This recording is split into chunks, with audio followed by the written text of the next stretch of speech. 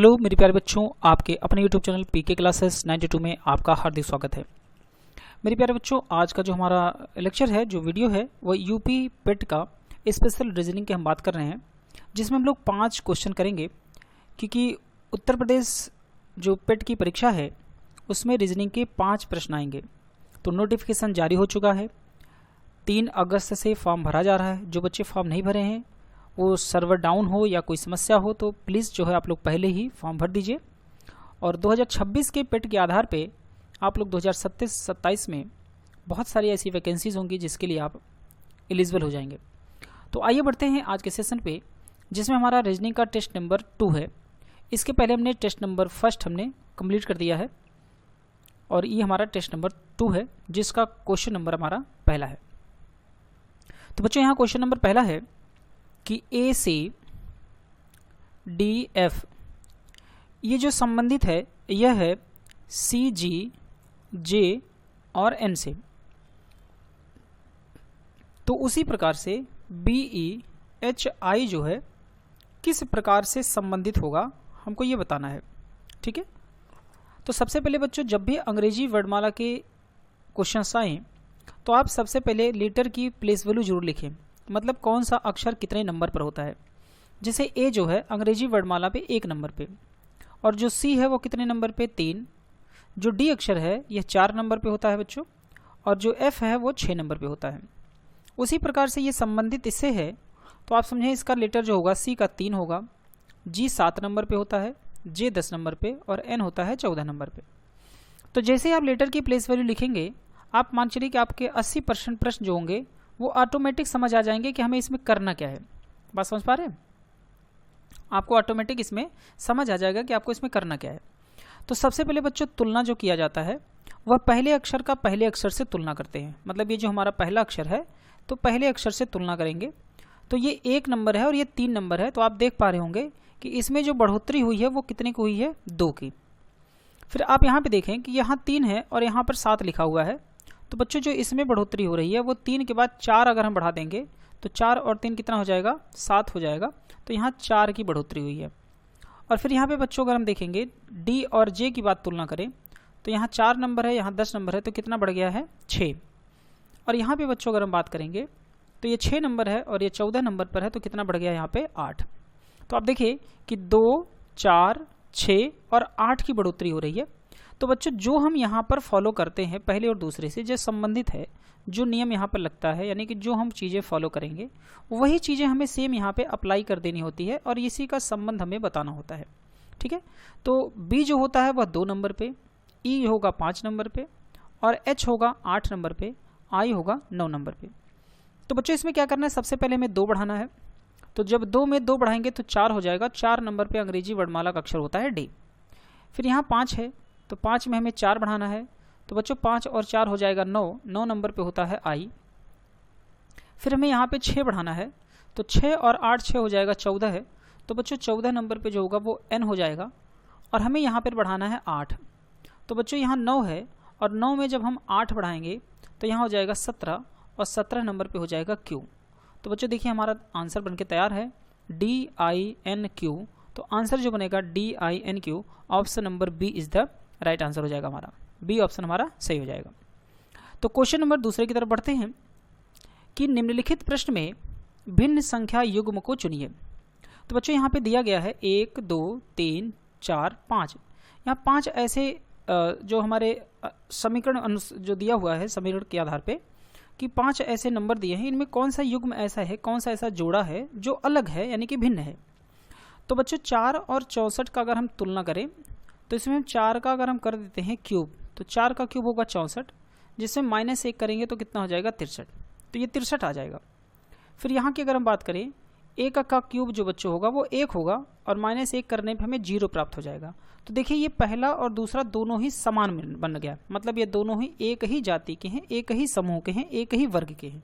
ठीक है, अगर हम यहाँ 5 और 124 की बात करें बच्चों, तो 5 का क्यूब होगा 125, -1 करेंगे तो हमें 124 प्राप्त हो जाएगा। तो देखिए, ये भी जो है पहले दूसरे के ही समूह में ये भी शामिल हो गया। अगर हम चौथे की बात करें तो बच्चों, यहाँ पे 3 का क्यूब -1 करेंगे तो हमें जो प्राप्त होगी संख्या वो 27 हो जाएगी। ठीक है।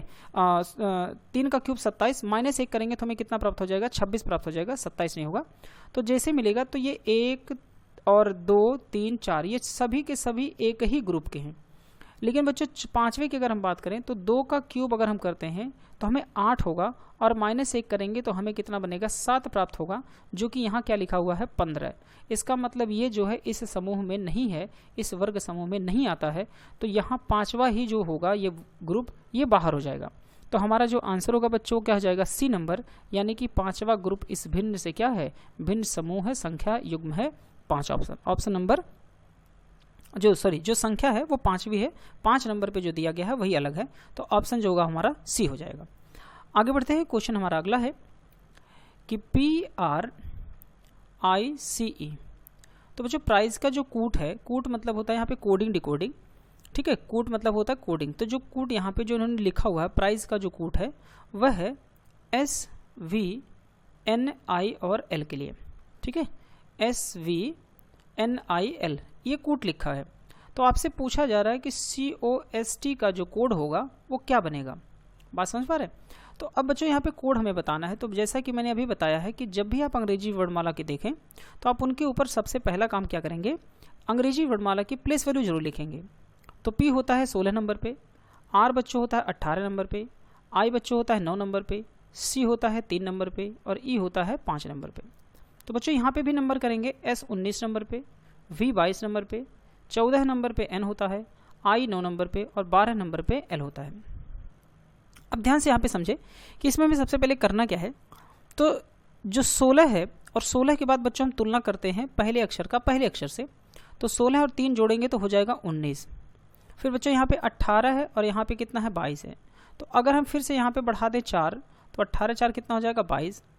फिर 9 में अगर हम बच्चों 5 बढ़ाते हैं तो 9 5 कितना हो जाएगा, 14 हो जाएगा। फिर यहाँ पे हमें बढ़ा दें 6 तो 3 और 6 9 हो जाएगा। और फिर यहाँ पर हम बढ़ा दें कितना, 7 7 5 कितना हो जाएगा, 12। तो पहले 3 बढ़ाया, फिर 4 बढ़ाया, फिर 5 बढ़ाया, फिर 6 बढ़ाया, फिर 7 बढ़ाया।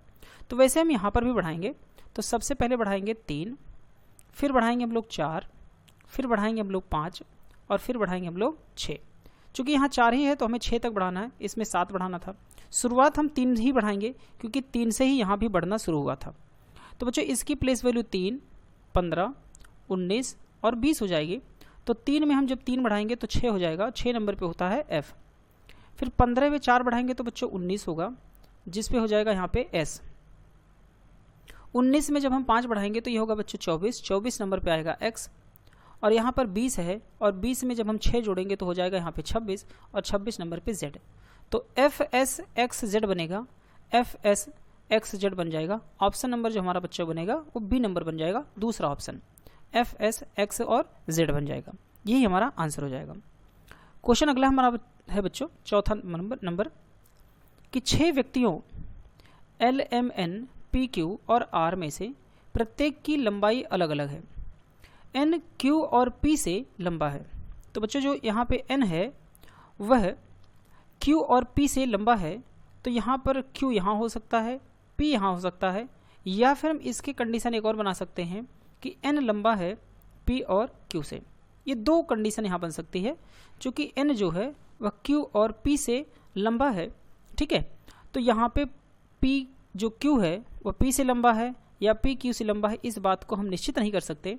तो इसलिए यहाँ पे हम इन दोनों में से कौन आगे आएगा या कौन पीछे जाएगा ये नहीं तय कर सकते, इसलिए हमने 2 आइदर बनाया है। तो जिधर मुख खुला होता है बच्चों वो कहलाता है हमारा बड़ा, और जिधर मुख बंद होता है वो कहलाता है छोटा। तो इस प्रकार से हम सिंबल का यूज़ करते हैं, ग्रेटर देन और लेस देन का सिंबल। ये बड़ा का सिंबल होता है और ये छोटे का सिंबल होता है। तो थोड़ा सा ध्यान रखिएगा, हमें जो है उनके लंबाई के आधार पर हमें नहीं बनाना है, तो ये थोड़ा सा ध्यान रखिएगा, ठीक है। तो अब कंडीशन है परंतु M से छोटा है। तो बच्चों ये जो परंतु शब्द लगा हुआ है ना, ये परंतु हमेशा पहले व्यक्ति को दर्शाता है। तो यहाँ पहला व्यक्ति कौन है, N है। तो यहाँ पे N की बात हो रही है, ठीक है बच्चों। तो जो N होगा वह क्या है, परंतु M से छोटा है, परंतु M से छोटा है, ठीक है, परंतु M से छोटा। अब M से छोटा कौन होगा, M से छोटा कौन है, N है, ठीक है, परंतु M से छोटा है। तो यहाँ पे हम M की बात करेंगे तो यहाँ हो जाएगा M, ठीक है। तो M से ये छोटा हो जाएगा। अब आगे कह रहा है कि P सिर्फ Q से लंबा है। तो बच्चों P अगर सिर्फ Q से लंबा है तो यहाँ भी ध्यान रखिएगा, अगर P जो है सिर्फ Q से लंबा है तो इसका मतलब यहाँ जो है P सिर्फ Q से लंबा हो जाएगा, तो इसका मतलब ये कंडीशन हमारी जो हो जाएगी वो गलत हो जाएगी और ये कंडीशन सही हो जाएगी। क्योंकि देखिए यहाँ पे P जो है सिर्फ Q से लंबा है, इसका मतलब बाकी सबसे छोटा है। ठीक है, बाकी सबसे छोटा है। फिर कह रहा है कि जबकि R सिर्फ L से छोटा है। R किससे छोटा है? R सिर्फ L से छोटा है, इसका मतलब R बाकी सब से बड़ा है। R क्या है? बाकी सब से बड़ा है। तो ये कंडीशन जो हमारी बनेगी बच्चों ये हो जाएगी। R केवल किससे है? R सिर्फ L से छोटा है, तो L से छोटा R होगा, इसका मतलब ये बाकी सब से क्या है? बड़ा है। तो इसमें पूछा गया है कि निम्न में से कौन सा युग्म सबसे लंबे और सबसे छोटे को प्रदर्शित करता है? तो बच्चों सबसे लंबा कौन हुआ? L हो गया। सबसे लंबा कौन हुआ? L। और सबसे छोटा जो होगा वो कौन होगा? Q हो जाएगा। तो L और Q जो ऑप्शन बनेगा वो हमारा ऑप्शन हो जाएगा डी नंबर, यानी कि सबसे बड़ा जो होगा वो L होगा और जो सबसे छोटा होगा वो Q हो जाएगा। आगे बढ़ते बच्चों कि एक दर्पण में देखने से पता चलता है कि एनालॉग घड़ी सुइयों वाली जो होती है बच्चों, उसमें 1:30 समय पर, तो बताइए कि सही समय क्या होगा। ठीक है बच्चों, अब इसमें समझें कि 1:30 का जो समय हो रहा है, हमें इसमें बताना है कि जो दर्पण प्रतिबिंब समय होगा वो क्या होगा। तो बच्चों दर्पण प्रतिबिंब समय बताने के लिए क्या होता है, ठीक है, इसमें लिखेंगे दर्पण समय बराबर बच्चों होता है, इसे 12 बजे से घटाया जाता है। क्या घटाएंगे हम लोग? दर्पण जो समय बताने के लिए हमें क्या करना है कि 12 बजे से दर्पण प्रतिबिंब समय, यानी कि जो भी समय होगा हम उसको घटा देते हैं। क्या करते हैं? समय घटा देते हैं, या हम यहाँ लिख सकते हैं दर्पण प्रतिबिंब। क्या लिखेंगे? दर्पण प्रतिबिंब। जब सही समय हमें बताना होगा, यानी कि दर्पण समय बताना हो तो, या फिर हमें सही समय बताना हो तो भी हमें क्या करना होगा? यही दर्पण समय को ही हम क्या करेंगे? घटा देंगे। क्या करेंगे?